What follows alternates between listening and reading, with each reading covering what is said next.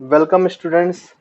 तो आज हम लोग पढ़ेंगे oscillation of a floating body in a liquid. तो ये एसएचएम का एक और नया सेक्शन है जिसको हमें पढ़ना है, ठीक है।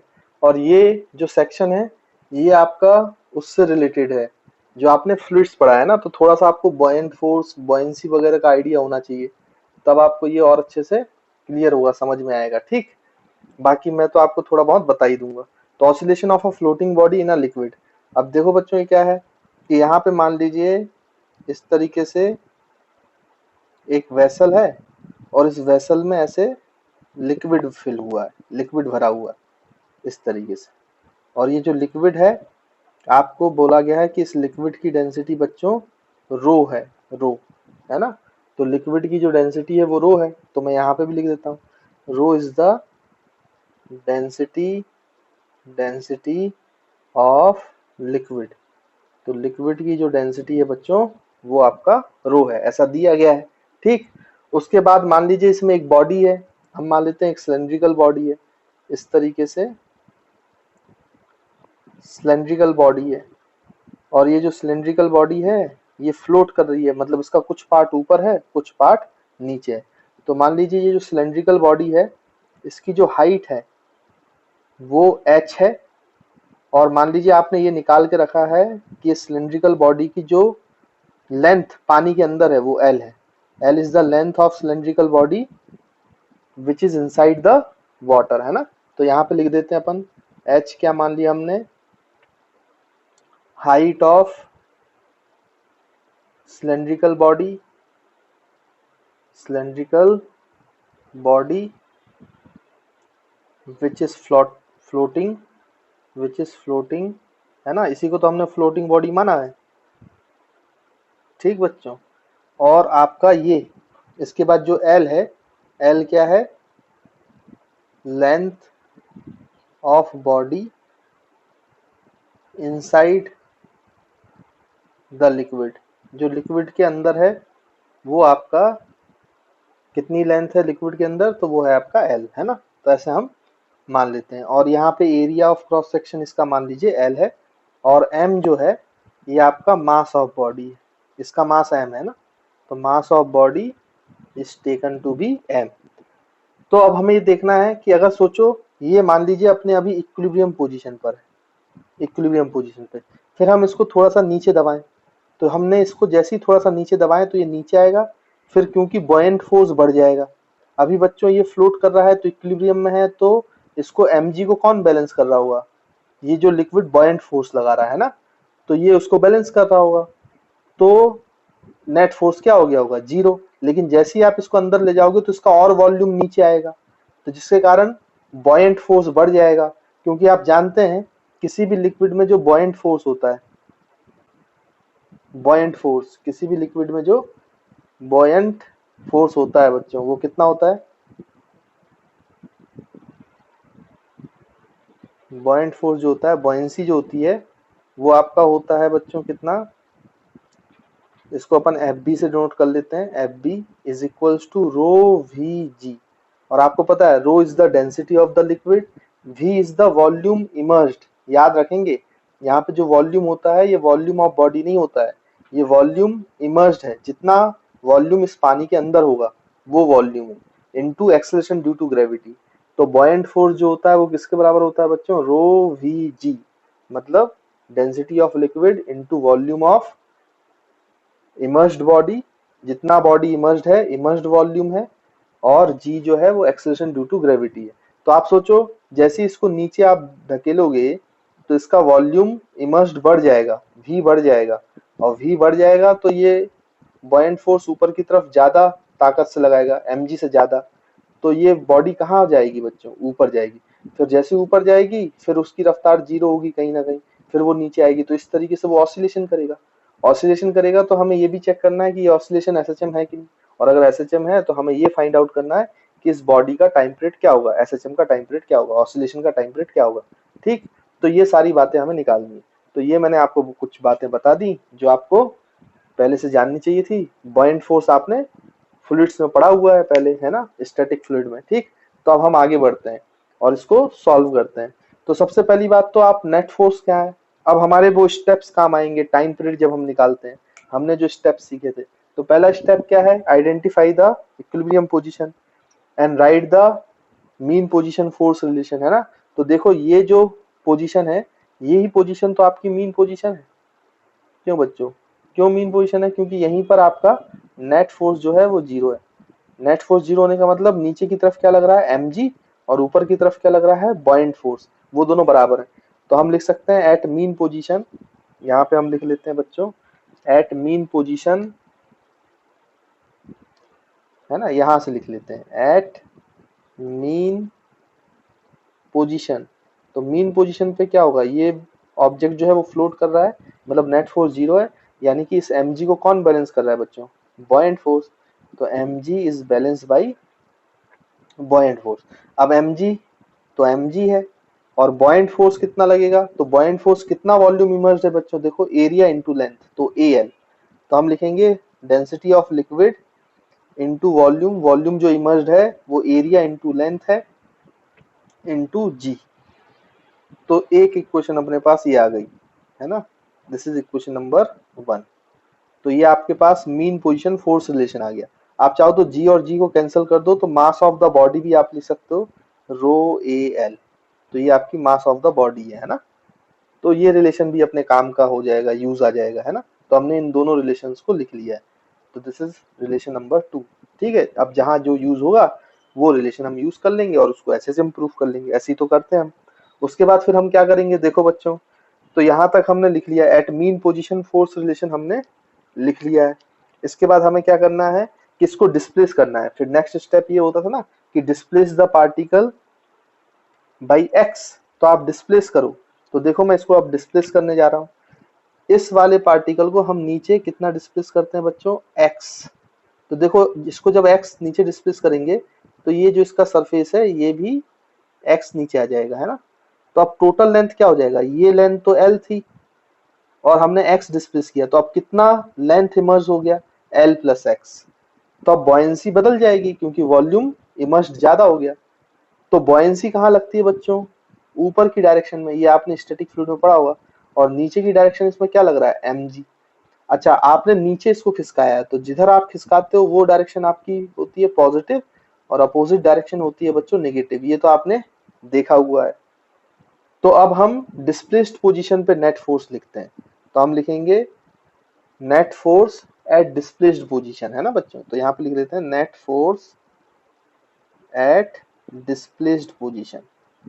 तो डिस्प्लेस्ड पोजीशन पर जब हम नेट फोर्स लिखेंगे, डिस्प्लेस्ड पोजीशन, तो हमारा नेट फोर्स क्या आएगा, तो F net is equals to, देखो ये आपका mg नीचे लग रहा है, मतलब mg का साइन पॉजिटिव है, और बाइंड फोर्स ऊपर लग रहा है, तो बाइंड फोर्स का जो साइन है वो नेगेटिव है ना। तो हम यहाँ पे लिख लेते हैं mg positive minus buoyant force, buoyant force opposite to x लग रहा है तो नेगेटिव साइन के साथ। ठीक, अब देखो हम इसको सॉल्व करते हैं, तो यहाँ से लिखता हूँ मैं अब। तो जैसे इसको आप सॉल्व करोगे तो नेट फोर्स की वैल्यू क्या आएगी बच्चों, net force is equals to mg minus buoyant force. और बॉयंट फोर्स क्या होता है, अब इसका वॉल्यूम इमर्स चेंज हो गया ये पूरा, तो आपका density of liquid into volume immersed. अब वॉल्यूम इमर्स्ड कितना है बच्चों, एरिया इनटू लेंथ जो अंदर आ गई है। कितनी लेंथ अंदर आ गई है, l तो थी और x और आपने डिस्प्लेस कर ली, तो टोटल लेंथ जो लिक्विड के अंदर आ गई वो आ गई x प्लस एल। तो हम यहाँ पे क्या कर सकते हैं, x प्लस एल, ये लेंथ हो गया। तो ये area into x plus L जो है ये वॉल्यूम इमर्ज्ड हो गया जो डिस्प्लेस्ड पोजीशन पर है, और into g, acceleration due to gravity. अब इसको आप ओपन करोगे तो mg minus rho A x g minus minus minus हो जाएगा, और इस पूरे का मल्टीप्लाई एल के साथ कर दो तो रो ए एल जी। अब ध्यान से देखो, तो using mean position force relation, देखो हमने मीन पोजीशन का फोर्स रिलेशन यूज करो तो रो ए एल जी और एम जी दोनों बराबर हैं। तो हम यहाँ से एम जी और रो एल ए जी को कैंसिल आउट कर सकते हैं क्योंकि ये दोनों तो बराबर थे। ये तो हमें मीन पोजीशन फोर्स रिलेशन से पता चल रहा है। और ये कितना हो जाएगा बच्चों, माइनस रो ए जी इंटू एक्स। अब देखो एक्स के साथ जो ये टर्म है density, area of cross section और जी, ये सब कांस्टेंट है। तो नेट फोर्स आपका इस फॉर्मेट में आ गया बच्चों। नेट फोर्स इस फॉर्मेट में आ गया ना, माइनस के एक्स फॉर्म में, और के की वैल्यू यहाँ पे क्या आ गई, रो ए जी। तो आपका ये एसएचएम की इक्वेशन बन गई, एसएचएम की फोर्स इक्वेशन हो गई, रीस्टोरिंग फोर्स की इक्वेशन। ये तो हम पढ़ते आए। और अगर वो एसएचएम प्रूफ हो गया है तो हम टाइम पीरियड का फॉर्मूला बहुत आसानी से लिख सकते हैं, कितना, 2 pi under root M by K, और के की वैल्यू है रो ए जी। तो हम इसको पुट कर देते हैं और टाइम पीरियड निकाल देते हैं। तो देखो टाइम पीरियड कितना आ जाएगा, time period is equals to 2 pi under root M.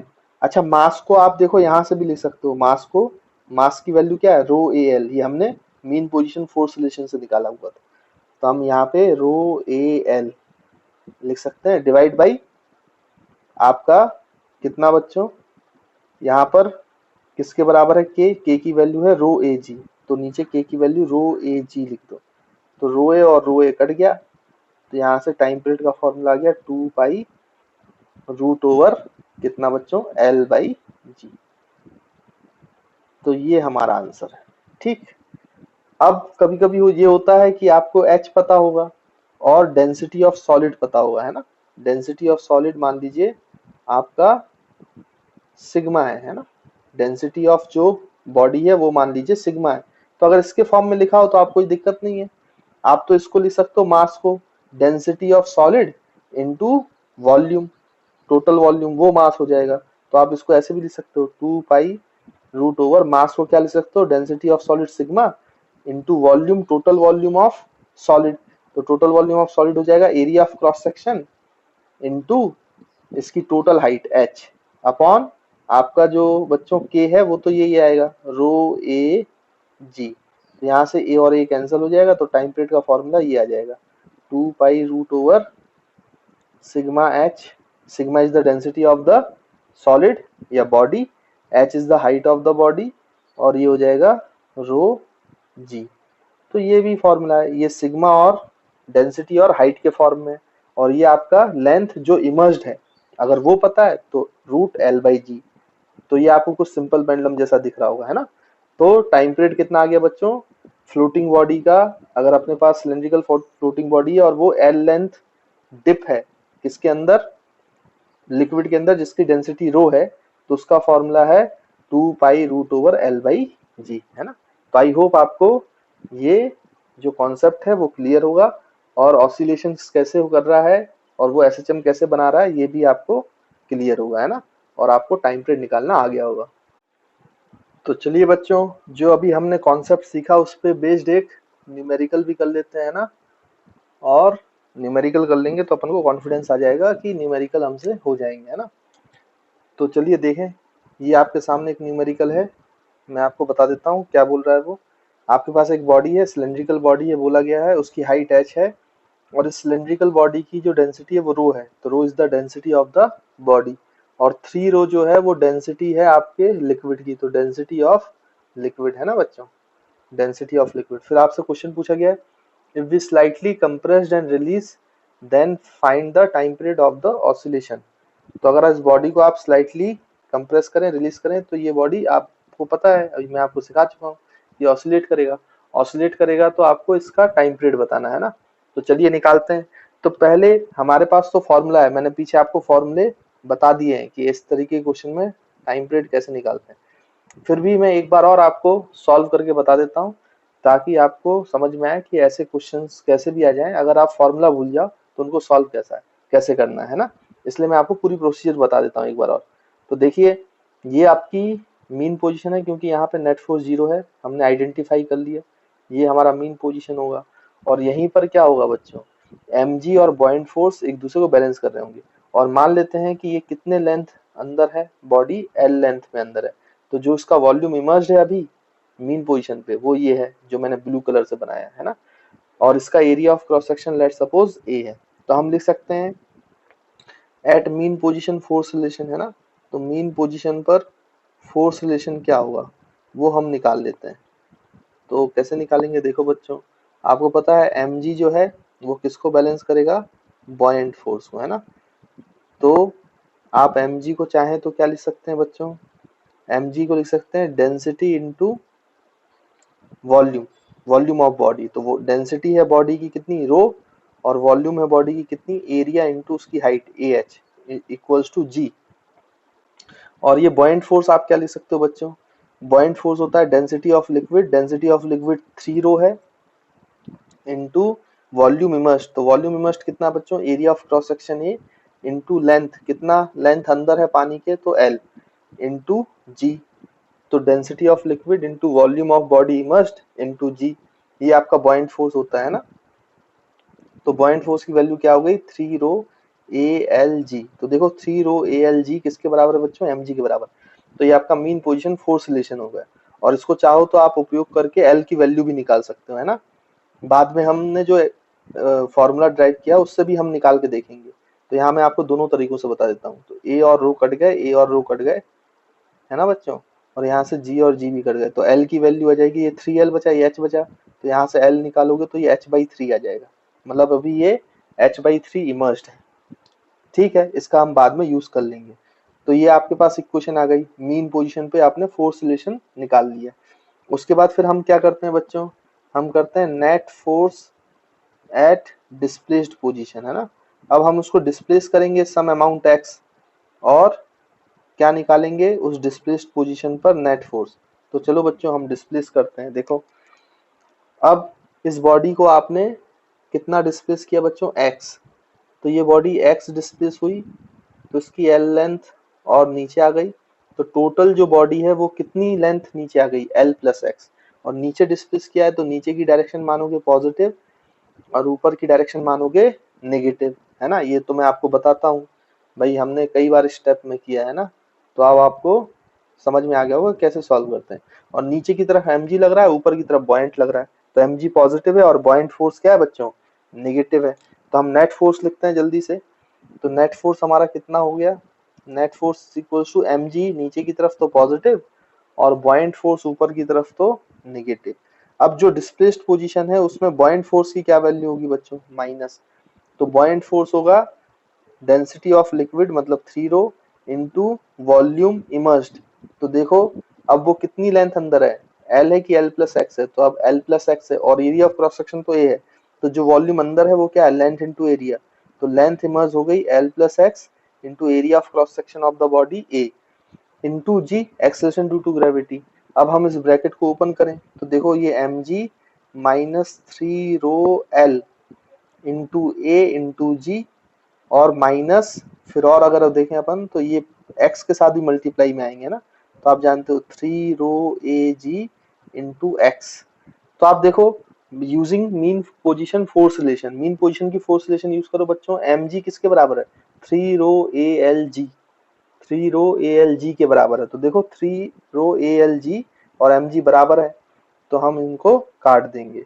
तो जो आपका नेट फोर्स का वैल्यू आएगा बच्चों वो कितनी आ जाएगी, नेट फोर्स की इक्वेशन कितनी आ जाएगी आपकी, नेट फोर्स की इक्वेशन आएगी माइनस, इसको ब्रैकेट में लिख लेते हैं 3 रो ए जी इंटू एक्स, तो देखो ये फिर से आपकी एस एच एम प्रूफ हो गई माइनस के एक्स टाइप, है ना। तो हमारा टाइम पीरियड निकल आएगा बहुत आसानी से, टाइम पीरियड क्या होगा, रूट ओवर एम बाई के मास इंटू ये के, और के की वैल्यू है 3 रो ए जी, है ना, तो हम वैल्यू पुट कर देंगे, तो आपका टाइम पीरियड हो जाएगा 2 पाई रूट ओवर एम, मास, मास को आप क्या लिख सकते हो, डेंसिटी इंटू वॉल्यूम, तो डेंसिटी कितना बच्चों रो, और वॉल्यूम टोटल वॉल्यूम बॉडी कितना है आपका, area into height A H, तो आप यहाँ पे लिख सकते हो rho into A into H, और डिवाइड बाई के की वैल्यू है 3 रो ए जी, है ना। तो यहाँ से ए और ए कट गया, रो और रो कट गया, तो देखो बच्चों टाइम पीरियड का आंसर कितना आया, 2 pi root over h/3g, h/3g, this is the answer to this problem, है ना बच्चों, ये इस प्रॉब्लम का टाइम पीरियड है। अच्छा मैंने अभी आपको बताया कि कुछ फॉर्मूले हमने पहले ड्राइव किए हुए हैं, उन फॉर्मूले से भी ये टाइम पीरियड आता है बहुत आसानी से, आपको ये सब करने की जरूरत नहीं पड़ती अगर फॉर्मूला याद होता। कैसे, आपको मैंने बताया था एल के टर्म्स में फॉर्मूला, एल के टर्म्स में टाइम पीरियड का फॉर्मूला क्या होता था, 2 pi root over L by g, L क्या था, इमर्स्ड लेंथ, जो बॉडी का लेंथ पानी के अंदर है वो होता था ना एल, इमर्स्ड लेंथ, और इमर्स्ड लेंथ देखो बच्चों किसके बराबर है, h/3, तो यहाँ पे अगर मैं डायरेक्ट फॉर्मूला लग देता ना, एल की वैल्यू पुट कर देता तो ये आ जाता under 2 pi under root L की वैल्यू हो जाती है H/3, तो मैं H/3 और G तो है ही, तो देखो फिर से वही आंसर आ गया। यही आंसर तो हमने निकाला था बच्चों, है ना।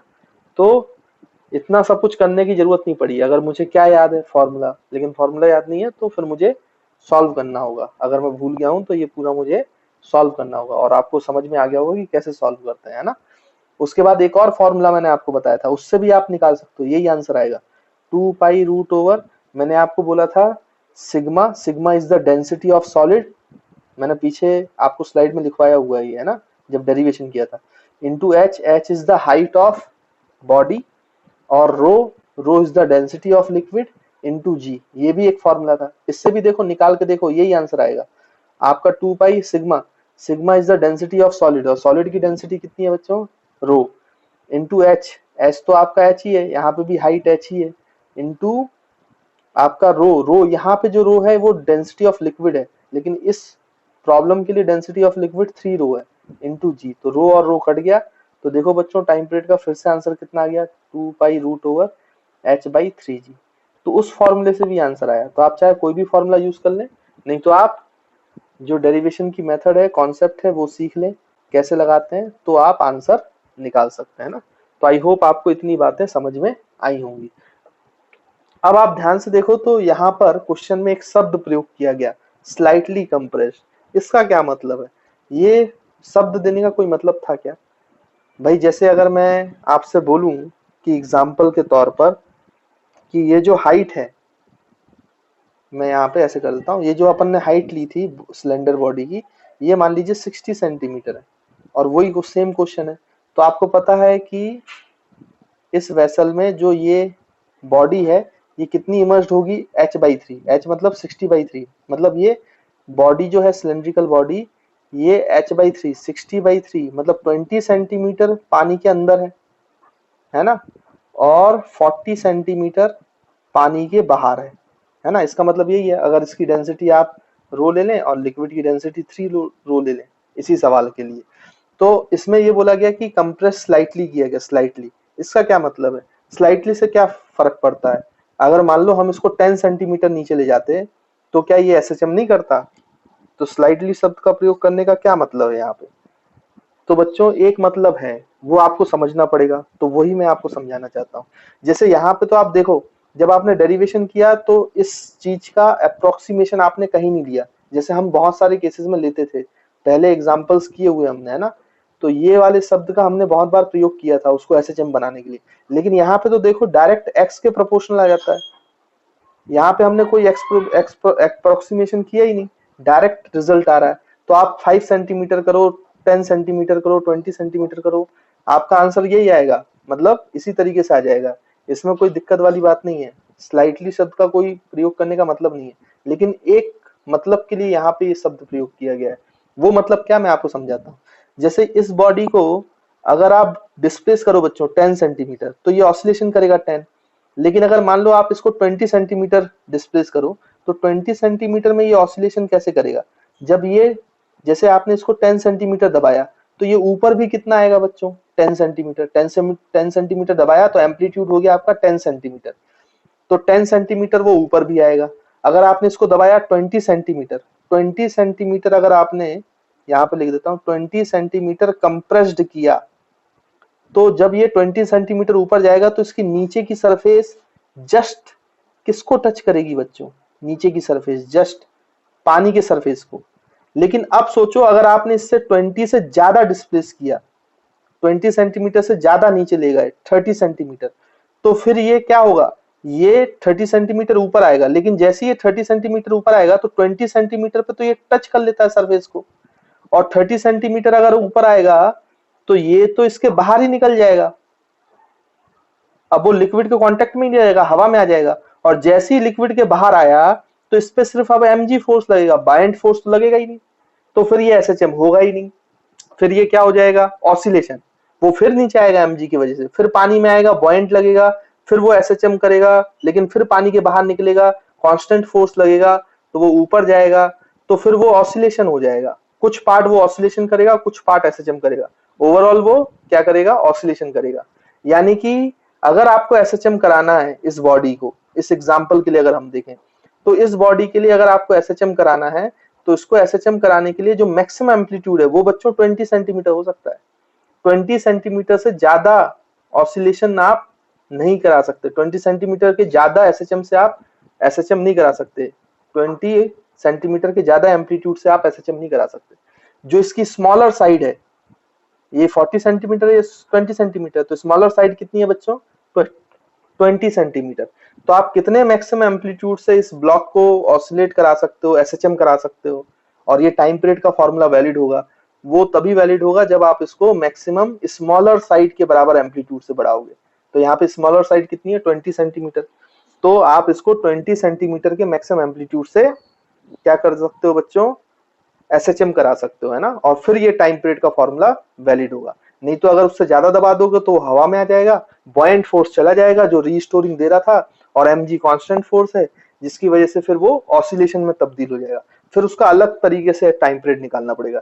इसलिए जब ये क्वेश्चन आपको एग्जाम में पूछा गया था तो यहाँ पे स्लाइटली शब्द का प्रयोग किया गया था। स्लाइटली शब्द का प्रयोग का मतलब ये था कि आप बस इतना दबा रहे हो कि उसका मैक्सिमम एम्पलीट्यूड से ज्यादा ना हो, जो आप इसको कंप्रेस कर रहे हो वो मैक्सिमम एम्पलीट्यूड से ज्यादा कंप्रेशन ना हो, ताकि ये एसएचएम कर पाए और आप ये पूरी एनालिसिस लगा पाओ।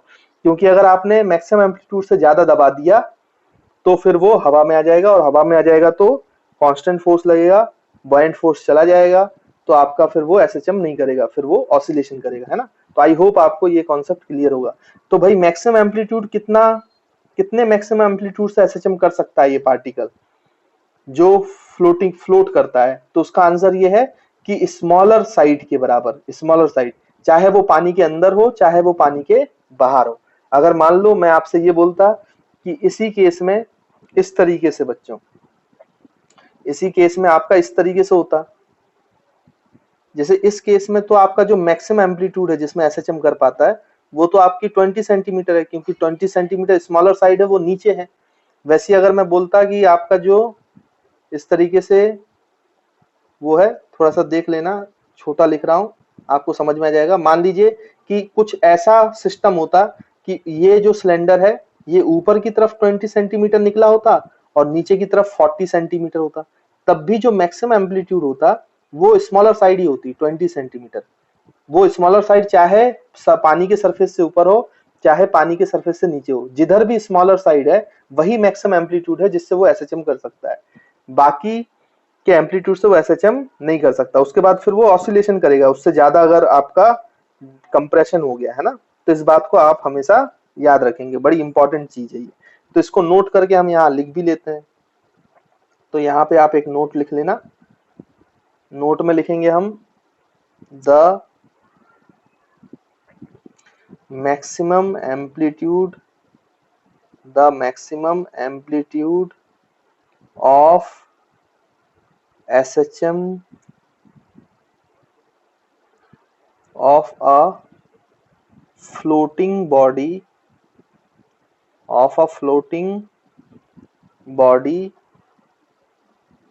is equal to smaller side, याद रखेंगे बच्चों, smaller side of body which is either above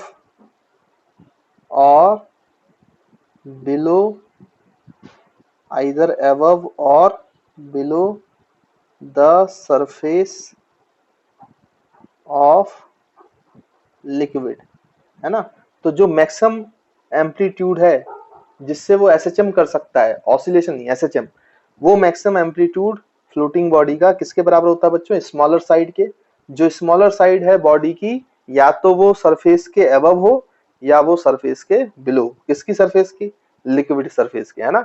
तो जैसे मान लीजिए आपको इस तरीके से अगर एक क्वेश्चन पूछा जाए, कभी ऐसा आ जाए इस तरीके से, मैं यहाँ पे क्वेश्चन बना देता हूँ कि मान लीजिए आपके पास ऐसा वेसल हो और वेसल में ऐसे पानी भरा हो और पानी में आपको ये एक सिलेंडर हो और इसकी डेंसिटी इस तरीके से हो कि ये पानी के अंदर हो, मान लीजिए L/4, 3L/4, इसकी टोटल लेंथ बच्चों L है और ये पानी के अंदर 3L/4 है और पानी के बाहर L/4 है ना बच्चों। तो आपसे पूछा जाए कि बताओ अगर इसको SHM करना है तो कितना मैक्सिमम एम्पलीट्यूड तक SHM कर सकता है, तो हमेशा याद रखेंगे स्मॉलर साइड जो होगी वही मैक्सिमम एम्पलीट्यूड होगा। तो इसमें स्मॉलर साइड कौन सी है, 3L/4 की L/4, तो पानी के अबव है L/4। तो इस सवाल में जो आपका आंसर हो जाएगा जिससे मैक्सिमम एम्पलीट्यूड से ही SHM कर सकता है, ऐसे सवाल भी पूछे जाते हैं, तो वो हो गई L/4, चाहे वो smaller side above the surface of liquid हो या below the surface of liquid, आपको स्मॉलर साइड देखना है। और वही एम्पलीट्यूड मैक्सिमम हो सकता है पॉसिबल किसके लिए बच्चों, आपका SHM के लिए, है ना। उसके बाद तो फिर वो ऑसिलेशन करेगा, है ना। तो आई होप आपको ये कंसेप्ट भी क्लियर होगा और फ्लोटिंग बॉडी में SHM कैसे होता है ये भी समझ में आया होगा, और उसका टाइम पीरियड कैसे निकाला जाता है ये भी क्लियर होगा, है ना। तो इसको आप लोग नोट कर लेंगे। तो बच्चों ऑसिलेशन में अब हम एक और सेक्शन करने जा रहे हैं। उस सेक्शन का नाम है आपका कितना बच्चों, उस सेक्शन का नाम है आपका oscillation of a liquid column in you tube. तो यू ट्यूब में अगर कोई लिक्विड डला हुआ है तो वो भी ऑसिलेशन करता है, तो उसका हमें टाइम पीरियड निकालना है ना। कैसे करता है वो मैं आपको समझाता हूँ। तो इस तरीके से मान लीजिए आपके पास एक यू ट्यूब है, इसमें कोई आपका क्या है बच्चों, लिक्विड भरा हुआ है, और लिक्विड की डेंसिटी आपको दी गई है, कितनी दी गई है बच्चों, रो दी गई है ना। तो आप सबसे पहले तो ये देखें, जैसा हम प्रोसेस अपनाते आए हैं वही हम करते आएंगे। सबसे पहले आप मीन पोजीशन देखें, तो देखो ये इन दोनों का लेवल सेम है, तो जब इन दोनों का लेवल सेम है तो सेम लेवल पे ही नेट फोर्स 0 होगा, क्योंकि यहाँ से भी एटमॉस्फेरिक प्रेशर है और यहाँ से भी एटमॉस्फेरिक प्रेशर है, तो एफ नेट क्या हो गया बच्चों, 0। तो ये जो सेम लेवल वाला पोजीशन है यही हमारा क्या हो जाएगा बच्चों, मीन पोजीशन, इसमें कोई दिक्कत वाली बात है ही नहीं। उसके बाद फिर आप सोचो कि इस लिक्विड को आप नीचे दबाओ, तो अगर आपने इस वाली सरफेस को नीचे दबाया कितना बच्चों, x, तो ये वाली सरफेस भी ऑटोमेटिकली कितने ऊपर चली जाएगी, x, और उसके बाद छोड़ोगे तो यहाँ से जो लिक्विड है ये ज्यादा ऊपर रहेगी, तो फिर ये इस लिक्विड को नीचे दबाएगी, तो फिर लिक्विड नीचे आएगा, फिर ये ऊपर जाएगा, फिर ये नीचे आएगा, फिर ये ऊपर जाएगा।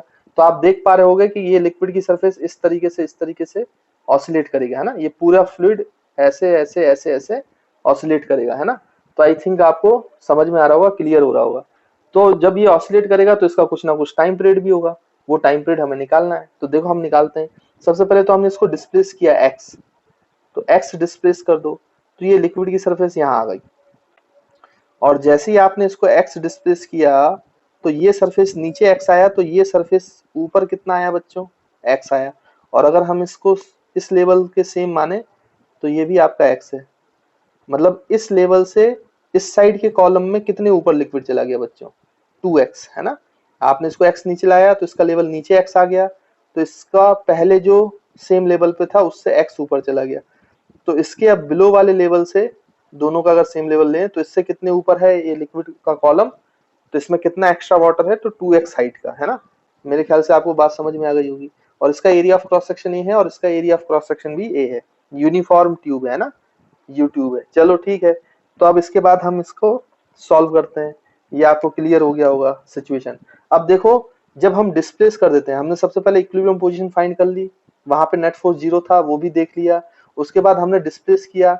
अब आपको ये भी पता है कि जिस डायरेक्शन में हम डिस्प्लेस करते हैं वो डायरेक्शन आप कैसी मानते हो बच्चों, पॉजिटिव, और उसके अपोजिट वाली डायरेक्शन कैसी मानते हो, नेगेटिव। अब इस सरफेस को देखो, जो ये लिक्विड का सरफेस है इसके ऊपर एटमॉस्फेयर है, इस सरफेस को मैं यहाँ पे बना लेता हूँ, यहाँ बना लेता हूँ, है ना। तो अगर आप ये सरफेस देखें, ये रेड कलर की, ये सरफेस के बारे में सोचें, तो इसके ऊपर एटमॉस्फेयर है, तो इस सरफेस पे नीचे की तरफ एटमॉस्फेयर प्रेशर लगा रहा है, P not into A, pressure into area, यही फोर्स लगाएगा। और नीचे से ये पानी का जो प्रेशर है ये ऊपर फोर्स लगाएगा, पी इंटू ए। मान लो इस पॉइंट पे जो प्रेशर है वाटर का वो पी है, अच्छा ये वाला पॉइंट आपका ए है ना, और ये सेम लेवल पे ये इस साइड वाले कॉलम में ये पॉइंट आपका बी है। तो अगर आपको याद हो तो आपको स्टैटिक फ्लूइड में आपको पढ़ाया गया होगा कि जो आपका सेम लेवल के पॉइंट्स होते हैं सेम वाटर में, सेम भाई सेम डेंसिटी है, तो सेम डेंसिटी वाले लिक्विड में जो सेम लेवल पर क्या होते हैं बच्चों, पॉइंट्स होते हैं, उनका प्रेशर सेम होता है। मतलब pressure of A is equal to pressure of B है, और प्रेशर ऑफ ए ही हमारा पी है जो ऊपर लगा रहा है, और ऊपर से एटमॉस्फेयर है तो वो पी नॉट ए लगा रहा है। ठीक, तो हम नेट फोर्स क्या लिखेंगे? अब देखो नेट फोर्स हम लिख सकते हैं net force at displaced position. तो नेट फोर्स क्या लगेंगे? देखो बच्चों, हमने नीचे की डायरेक्शन को पॉजिटिव माना था क्योंकि नीचे हमने डिस्प्लेस किया था और ऊपर की डायरेक्शन नेगेटिव। तो देखो नीचे पी नॉट ए है तो पी नॉट ए को पॉजिटिव ले लिया, माइनस पी ए जो है वो ऊपर है तो P इंटू ए। और ये प्रेशर किसके बराबर है? जो प्रेशर ए पॉइंट के बराबर है। और ए पॉइंट का प्रेशर किसके बराबर है बच्चों? बी के बराबर है। तो पहले हम इसकी प्रेशर की वैल्यू निकालते हैं।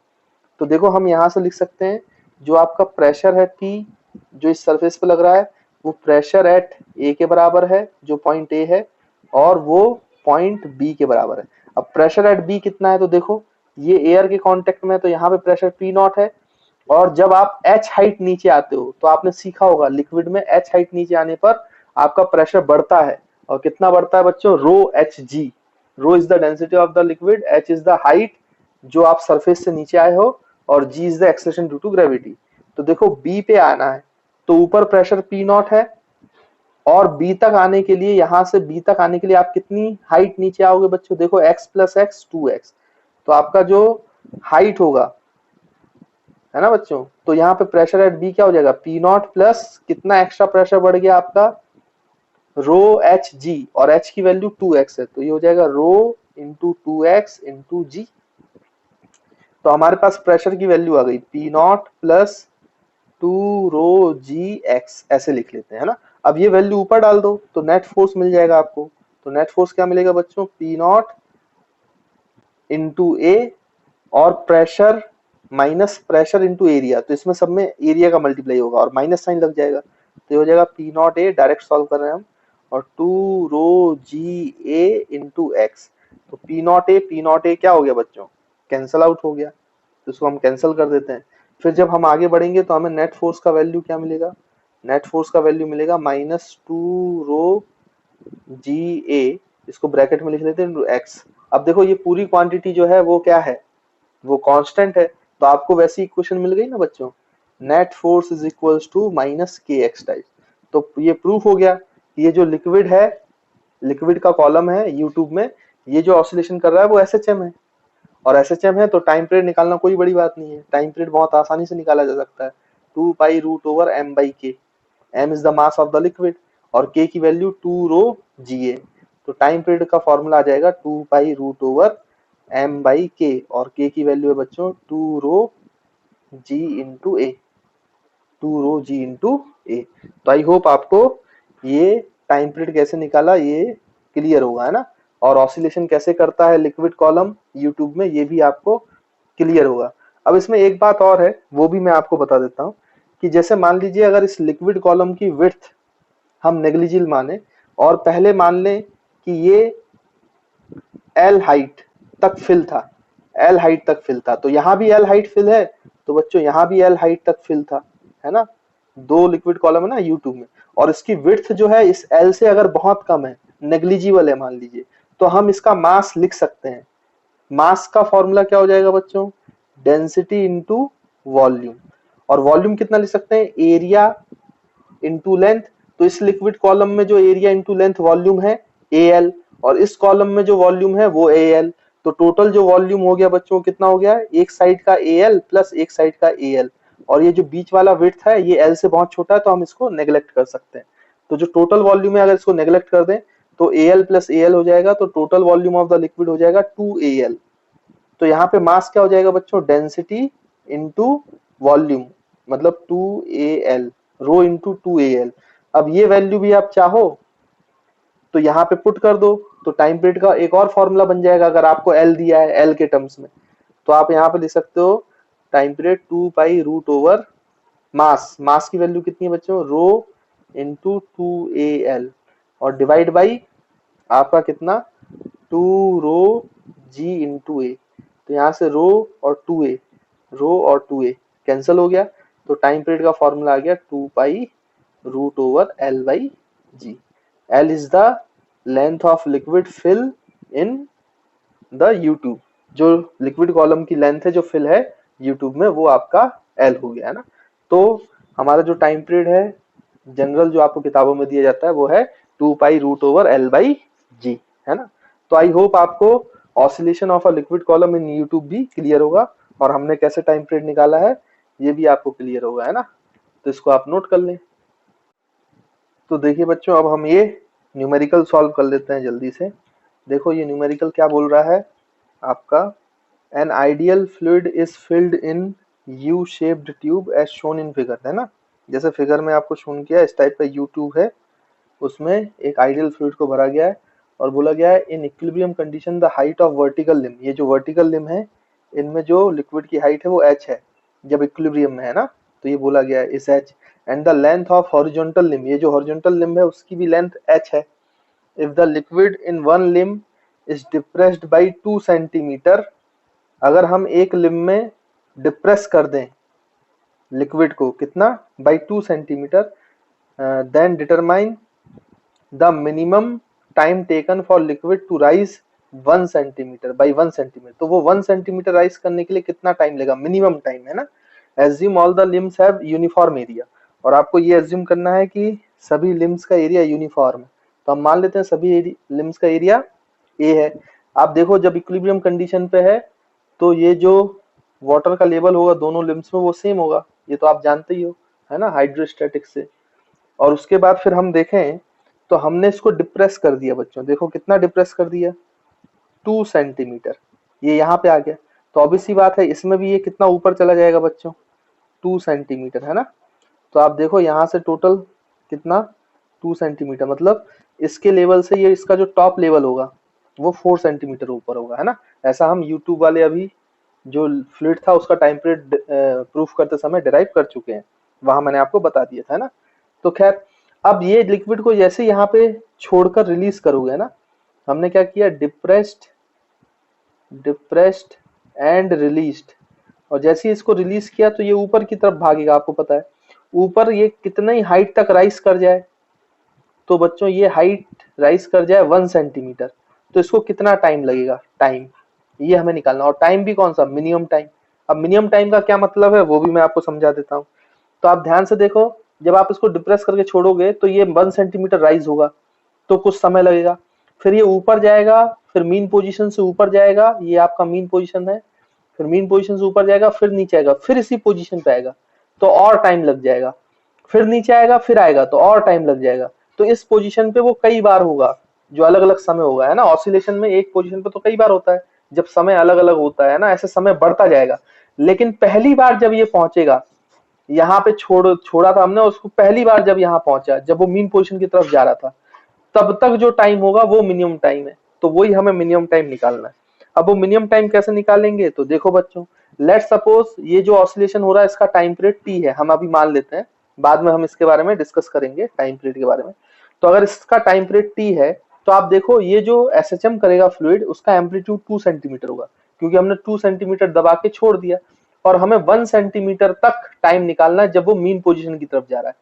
तो जब भी ऐसा कोई सवाल आता है तो हमेशा आपको टाइम निकालने के लिए मन में फेजर का ख्याल आना चाहिए, है ना बच्चों। तो हम यहाँ पे फेजर बना लेंगे, बढ़िया। तो सॉल्यूशन लिख लेते हैं। तो हमने ये फेजर बना लिया, है ना। ऐसा मैंने बहुत सारे क्वेश्चंस में आपको कराया है। और इसका जो रेडियस होता है आपका सर्कल का वो प्लस, तो ये +4 सेंटीमीटर हो जाएगा बच्चों मीन पोजीशन से इधर, और ये नेगेटिव -4 सेंटीमीटर, है ना। ठीक है बच्चों, तो आपको ये क्लियर हो गया होगा।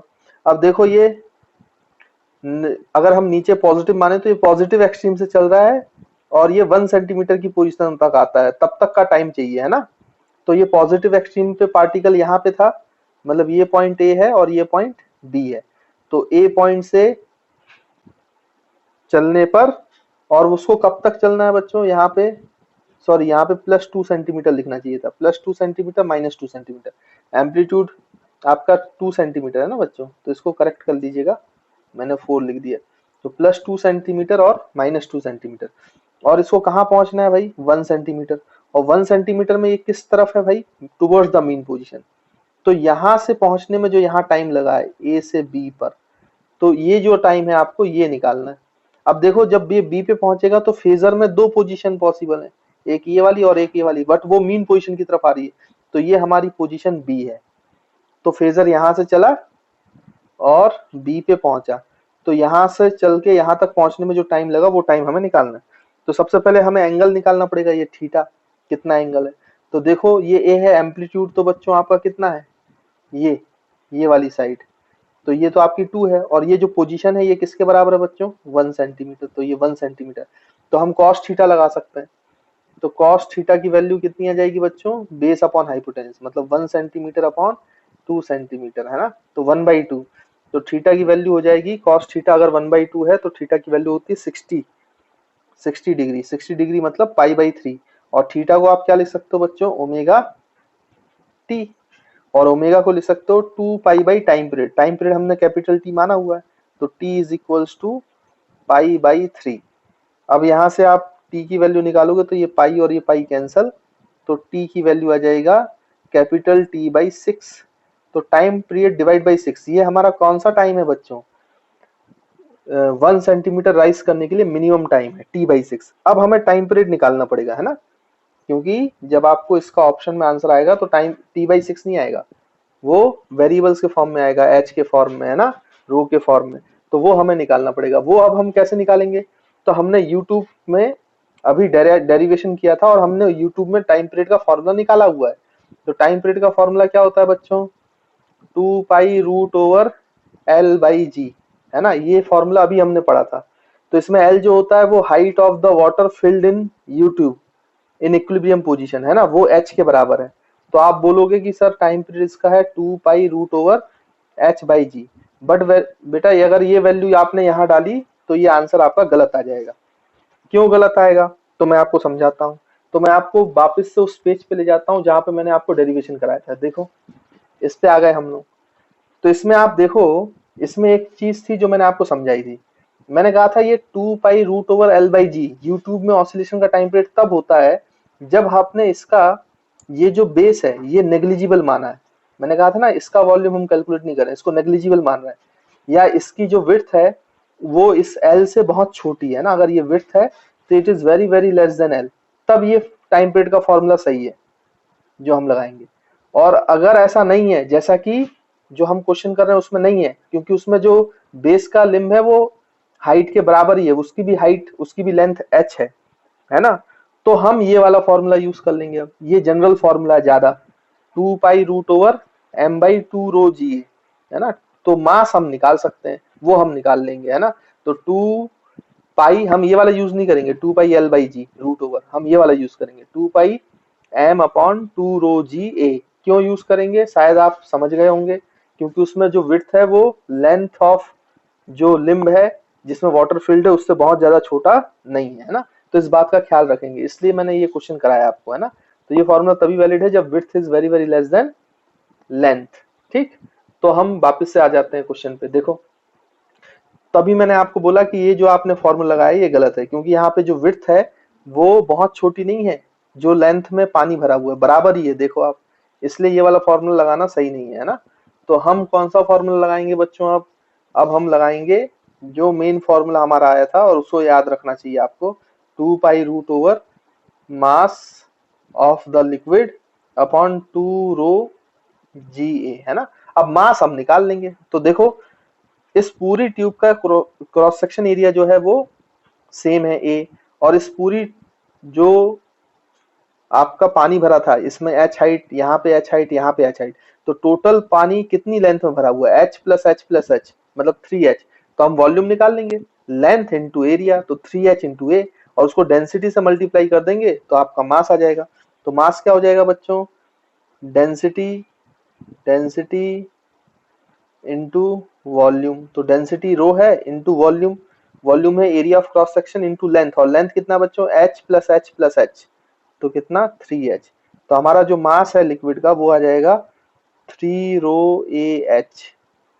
तो यहाँ से आप वैल्यू को पुट कर दें तो टाइम पीरियड का फॉर्मूला आएगा 2 पाई रूट ओवर, मास की value I 3ρAh divided by 2ρGA। तो यहाँ से रो और रो कैंसल, ए और ए कैंसल। तो देखो बच्चों टाइम पीरियड का क्या फॉर्मूला आया, 2 पाई रूट ओवर, यहाँ पे बचा 3h और यहाँ पे बचा 2g। तो ये टाइम पीरियड का फॉर्मूला आया। तो इस फॉर्मूले को आप पुट कर दोगे तो मिनिमम टाइम आपको इस क्वेश्चन का निकलते हुए नजर आएगा, जो कि हमारा आंसर है बच्चों, है ना। तो हमारा आंसर क्या है, क्या आंसर होगा आप देखें अपन, तो आप देखें जो आपका मिनिमम टाइम होगा जो इसको राइज होने में 1 सेंटीमीटर राइज होने में लगा है वो है कैपिटल टी बाई 6। तो आपका जो कैपिटल टी बाई 6 है बच्चों वो कितना हो गया, वो हो गया टाइम पीरियड बाई 6, और टाइम पीरियड की वैल्यू जो है वो कितना है 2 pi root over 3h/2g by 6। तो ये 2 और ये 2 3 6 कैंसिल हो जाएगा, तो आपका मिनिमम टाइम का जो फाइनल आंसर आएगा वो आएगा कितना बच्चों, पाई/3√ओवर 3h/2g। तो आई होप आपको ये क्वेश्चन क्लियर होगा। This is the answer to this question, है ना। तो इस तरीके से आपको याद रखना है कि ये जो फॉर्मूला होता है 2 पाई रूट ओवर L/G, ये मैंने जब ये माना था कि विड्थ जो है वो बहुत कम है लेंथ ऑफ फ्लूइड जो फिल है, तब आप ये लगाओगे, है ना। और नहीं तो ये जनरल फॉर्मूला मैं तो बोलता हूँ आप ये याद रखो, क्योंकि ये हर जगह लग जाएगा, फिर बाद में तो आप निकाल ही लोगे ना, तो वहां से ये आसानी से आ जाएगा, है ना। तो आप याद रखें टी इक्वल्स टू यूट्यूब वाले फॉर्मूले में T equals to 2 pi root over m/2 ρ GA, है ना। तो आई होप आपको ये सेक्शन जो है वो भी आपको क्लियरिटी से समझ में आया होगा, है ना। तो बस यहाँ पे हम लोग खत्म करते हैं।